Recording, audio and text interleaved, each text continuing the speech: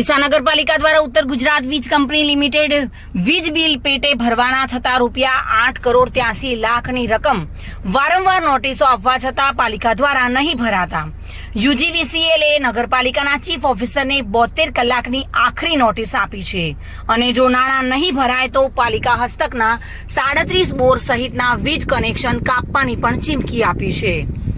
ડીસા નગરપાલિકા દ્વારા શહેરમાં પાણી પુરવઠો પૂરું પાડવા વોટર વર્કર્સ વિભાગના 37 બોર આવેલા છે, જેનો અંદાજે દર માસે 40 લાખ ઉપરાંતનું વીજ બિલ આવે છે। જો કે ડીસા નગરપાલિકા દ્વારા છેલ્લા ઘણા વર્ષોથી વીજ બિલ નહીં ભરાતા ઉત્તર ગુજરાત વીજ કંપની લિમિટેડ દ્વારા ડીસા નગરપાલિકાના ચીફ ઓફિસરને વારંવાર નોટિસો પાઠવવામાં આવી છે। ઘણા સમયથી પાલિકા દ્વારા વીજ બિલ નહીં ભરાતા બાકી વીજ બિલનો આંકડો હાલમાં ₹8,83,00,000 પહોંચ્યો છે।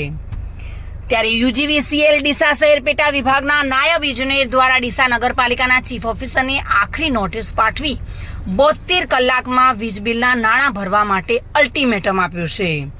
જો નગરપાલિકા દ્વારા વીજ બિલની રકમ નહીં ભરવામાં આવે તો વીજ કંપની દ્વારા પાણીના તમામ 37 બોરના કનેક્શન ઉપરાંત ડીસા નગરપાલિકાના મુખ્ય કચેરી તેમજ હાથીખાના સ્ટોર વિભાગના વીજ કનેક્શન કાપી નાખવાની ચીમકી ઉચ્ચારી છે।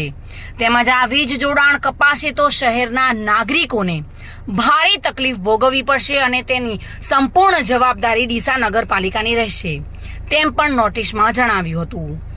આ અંગે નગરપાલિકાના ચીફ ઓફિસર પંકજ બારોટે જણાવ્યું હતું કે તેઓ દર મહિને નગરપાલિકામાં સમયસર વીજ બિલના નાણાં ભરે છે અને તેઓ વધુમાં જણાવ્યું હતું કે UGVCLના અધિકારીઓએ મને જાણ કર્યા પહેલા જ મીડિયામાં આ બાબતે હંગામો ફેલાવ્યો છે તે યોગ્ય નથી।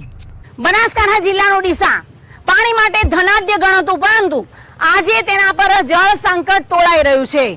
નગરપાલિકાનું દેવું છે આ પાણીના 37 બોર પર લગભગ ₹8,83,00,000 જેટલું દેવાદાર બન્યું છે નગરપાલિકા અને આજ રોજ આ જે 37 બોર છે તેના પર કનેક્શન કાપવા માટે અલ્ટિમેટમ આપવામાં આવ્યું છે। ઉત્તર ગુજરાતના UGVCL દ્વારા UGVCL કંપનીએ નગરપાલિકાના ચીફ ઓફિસરને આપ્યું છે 72 કલાકનું અલ્ટિમેટમ અને જો આ રકમ નહીં ભરવામાં આવે તો આ 37 બોરનું કનેક્શન કાપવામાં આવશે અને ડીસા નગરની જનતાને પાણી વગર વલખા મારવાના વારા આવશે। શું નગરપાલિકા આ ટૂંક સમયમાં આ રકમ ભરી શકશે અને આ સમસ્યાથી ડીસા વાસીઓને ઉગારી શકશે તે એક મોટો પ્રશ્ન છે। Reena Parmar, today news, Banaskantha.